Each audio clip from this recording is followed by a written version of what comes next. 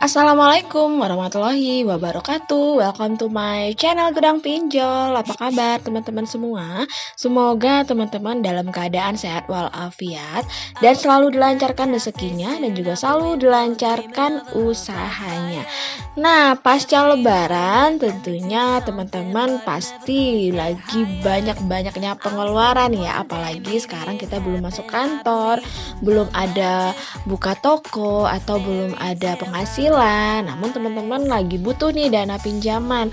Langkah yang akan saya kasih tahu kan ya, tips jika memang teman-teman tidak memiliki dana talangan atau dana darurat, alangkah baiknya teman-teman mencoba minjam di keluarga terdekat dulu. Jika memang tidak ada, barulah kita mengajukan di pinjaman online. Namun untuk mengajukan di pinjaman online, teman-teman memang harus berembuk kepada keluarga. Minimal itu adalah suami jika kita memiliki suami, atau istri, atau orang tua bagi kita yang memang belum menikah. Alangkah baiknya kita berembuk terlebih dahulu, karena ini yang namanya pinjaman, kita tidak tahu jika memang suatu saat kita tidak bisa membayar, kita bisa berkonsultasikan dengan keluarga kita. Jadi kita tidak menanggung sendiri, karena banyak sekali di luar sana yang stres, pusing dikarenakan banyaknya tunggakan atau banyaknya pinjaman yang sudah mereka pinjam. Nah, ini ya saya tekankan kepada teman-teman semua, jika memang ingin mengajukan pinjaman online, cobalah pinjam di satu aplikasi saja, selesaikan dalam satu aplikasi. Jika memang ingin meminjam kembali, bayar terlebih dahulu pinjaman yang sebelumnya, baru teman-teman mengajukan kembali agar teman-teman tidak menjadi beban pikiran. Apalagi di zaman sekarang memang susah mencari uang. Alangkah baiknya jika memang dana yang kita dapatkan, gunakanlah untuk hal yang lebih produktif lagi agar bisa membantu perekonomian keluarga. Oke, kali ini saya akan mereview salah satu pinjaman online terpercaya yang sudah ber-OJK, yang banyak sekali membantu teman-teman di luar sana dengan prosesnya yang sangat mudah dan juga pencairannya pun yang sangat cepat. Oke, kita langsung aja check it out.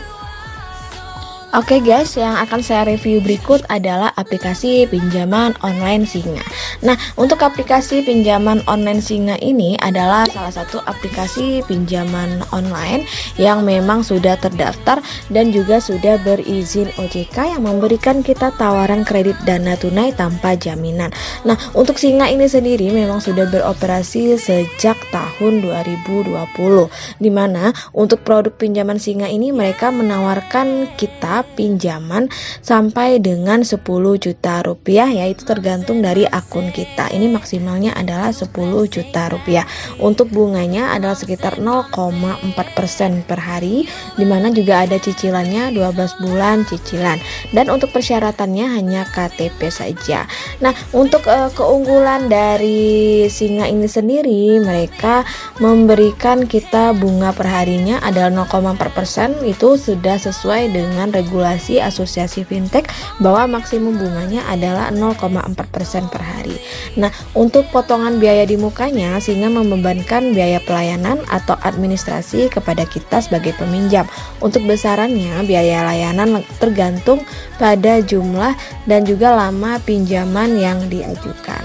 Nah, untuk persyaratan dari pinjaman di Singa ini harusnya warga negara Indonesia yang ditandai dengan memiliki KTP, kemudian sudah berusia 21 sampai dengan 65 tahun, memiliki penghasilan minimum 1,2 juta dan juga memiliki rekening tabungan atas nama sendiri atau sesuai dengan KTP ketika kita pengajuan. Jadi jika teman-teman memiliki pekerjaan ataupun memiliki penghasilan per bulan, jika sanggup untuk mengajukan silakan saja, tapi tetap harus ingat jangan pernah mengajukan pinjaman jika kita masih memiliki pinjaman lebih dari 30% dari pendapatan kita. Artinya jika sudah lebih dari 30% dari pendapatan kita, itu tandanya keuangan kita sudah tidak sehat. Oke, kita lanjut bagaimana cara pengajuannya. Silakan teman-teman simak video saya ini agar tidak ada lagi nih yang komen, "Kak, kenapa saya ditolak? Kak, kenapa saya nggak di ACC?" Silakan disimak di video ini dari awal sampai akhir agar teman-teman mengerti step by step cara pengajuannya. Ini yang saya lakukan ketika saya mengajukan di pinjaman online Singa ini. Jadi silakan diperhatikan baik-baik dan dilihat bagaimana cara saya pengajuan. Oke, check it out.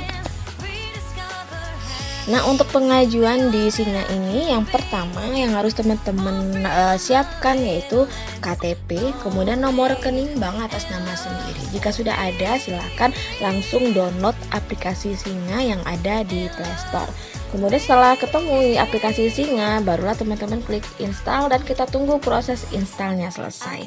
Nah, setelah proses installnya selesai, maka kita akan dihadapkan dengan menyetujui kebijakan privasi, ketentuan penggunaan dan juga otoritas berikut untuk mengevaluasi pinjaman kita. Jadi silakan teman-teman baca. Jika dirasakan setuju, silakan klik setuju. Jika tidak setuju, silakan klik menolak. Nah, jika kita klik setuju, maka nanti akan keluar limit pinjaman yang cocok untuk kita. Nah, walaupun kita baru bikin akun nih, di sini saya bisa mendapatkan pinjaman sampai dengan 7 juta rupiah. Tentunya ada syarat dan ketentuan yang berlaku untuk mendapatkan pinjaman senilai 7 juta rupiah ini. Silakan teman-teman klik ajukan sekarang, dan nanti kita akan dibawa untuk membuat akun terlebih dahulu untuk registrasi nomor handphone kita. Di sini kita menggunakan nomor handphone yang aktif, dimana nanti mereka akan mengirimkan kode OTP-nya ke nomor handphone yang sudah kita daftarkan. Nah, setelah itu silakan centang kotak di bagian bawahnya bahwa kita menyetujui berupa syarat dan ketentuan, dan juga ada pernyataan sebagai pengguna. Silakan dicentang. Nah, selanjutnya barulah kita mengatur kata sandi. Untuk mengatur kata sandi, pilihlah kata sandi yang memang mudah dihafal dan juga kombinasi dengan angka. Nah, selanjutnya di sini kita barulah mulai mengisi beberapa informasi pribadi. Di sini yang harus kita isi untuk informasi pribadi ada data diri, pekerjaan, kontak darurat, dan juga bank untuk kita proses pencairan. Nah, kita mulai dengan pengisian data diri, di mana untuk data diri ini kita harus mengupload foto KTP kita. Nah, di sini untuk informasi terkait KTP yang diunggah tidak dapat diubah ketika kita sudah mengupload. Jika ingin mengubah, kita harus menghubungi layanan pelanggan yang ada di Singa. Jadi pastikan ketika kita mengupload KTP, memang KTP diri kita sendiri yang sesuai dengan nomor rekening, karena tidak bisa diubah kecuali jika teman-teman bisa menghubungi layanan pelanggan Singa. Biasanya untuk CS-nya ini dari Senin sampai Jumat masih bisa dihubungi, namun kita masih menunggu karena terlalu banyaknya antrian ya yang menghubungi layanan pelanggan di Singa. Nah, setelah teman-teman selesai mengupload data diri KTP, nanti akan keluar berupa nama, kemudian nomor NIK kita, jenis kelamin, itu sesuai dengan data yang ada kita upload. Jadi usahakan ketika mengupload KTP pencairannya cukup, maka bisa tersistem secara otomatis. Yang nanti kita akan mengisi secara manual, yaitu adalah tanggal lahir, kemudian alamat tempat kita tinggal, dan juga nomor WhatsApp kita. Nah, jika sudah selesai data kita isi, barulah kita klik langkah berikutnya, yaitu mengisi data pekerjaan.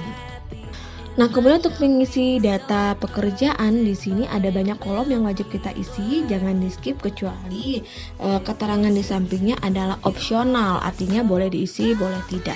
Jika tidak ada pilihan opsional, artinya semua kolom, semua data yang diminta ini wajib kita isi tanpa terkecuali. Oleh sebab itu jangan ada yang kosong. Nah, di sini ada nama perusahaan, silakan teman-teman ketik di mana teman-teman bekerja, kemudian juga nomor telepon perusahaan, di sini juga wajib diisi berapa nomor telepon perusahaan, dan juga di sini ada provinsi, kota, kecamatan, dan kelurahan. Di sini juga ada pilihannya. Silakan teman-teman scroll aja sesuai dengan tempat kita tinggal.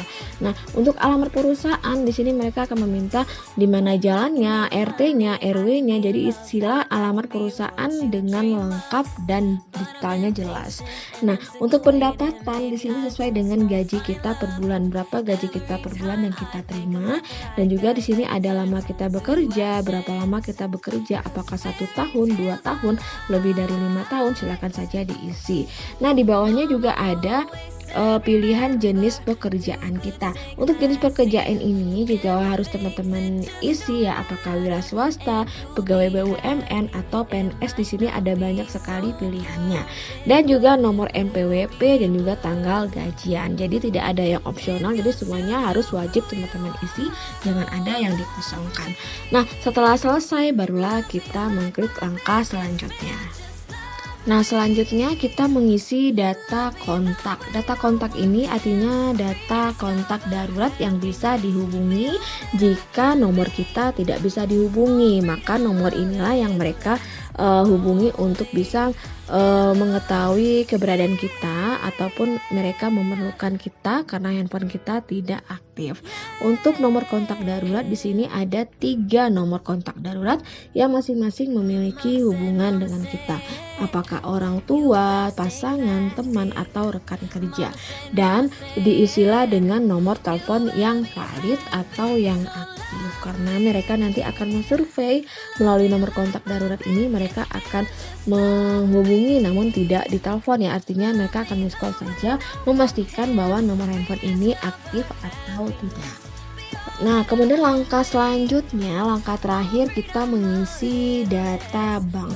Untuk data bank ini fungsinya untuk ketika pencairan dana itu akan langsung masuk ke rekening kita. Jadi tidak ada masuk ke rekening perusahaan, jadi langsung masuk ke rekening kita ini teman-teman ya. Oleh sebab itulah ketika kita pengisian data bank, kita mengisi sesuai dengan nama di KTP. Jika tidak sesuai nama di KTP, maka ini akan tidak valid dan bisa jadi pinjaman teman-teman akan ditolak atau tidak di-ACC. Silakan diisi nomor rekening bank dengan benar dan juga diketik ulang nomor rekening bank yang di bawah untuk mengkonfirmasi kebenaran dari nomor rekening yang kita masukkan.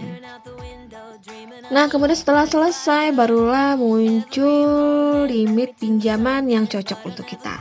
Nah, di sini saya mendapatkan jumlah pinjaman Rp1.100.000 ya dari data-data yang sudah kita isi. Nah, untuk tenornya yaitu selama 80 hari atau 4 periode. Di sini juga sangat lengkap detail pinjamnya. Jadi sini ya, untuk total pengembalian kita adalah Rp1.450.000, di mana di bawahnya juga ada rincian untuk pokok pinjamannya Rp1.100.000 dengan bunganya Rp352.000 itu dari selama periode 80 hari atau 4 periode dan tidak ada biaya layanan. Dan juga di sini ada nominal pencairannya ke rekening kita adalah Rp1.100.000 dengan tenor 80 hari. Nah, di sini juga ada untuk tanggal pembayarannya dari 80 hari atau 4 periode. Artinya untuk kurang lebih 3 bulan kita harus melunaskan pinjaman kita di Singa ini ya. Jadi sangat gampang sekali dan Singa ini memang sangat detail ya, berapa yang kita terima, berapa yang kita bayar. Nah guys, itu ya review dari saya tentang aplikasi pinjaman online Singa. Semoga bermanfaat untuk teman-teman semua. Jangan sampai teman-teman terlilit dengan banyaknya hutang dikarenakan kemudahan pencairan di pinjaman online ini. Walaupun pengajuannya secara online, namun data-data yang kita gunakan sangat penting berupa KTP. Jika suatu saat kita galbay, nanti data kita bisa dicoret di BI checking. Alhasil teman-teman tidak bisa mengajukan di pinjaman manapun, baik pinjaman online, pinjaman offline, atau KPR. Nah, akhir kata, wassalamualaikum warahmatullahi wabarakatuh.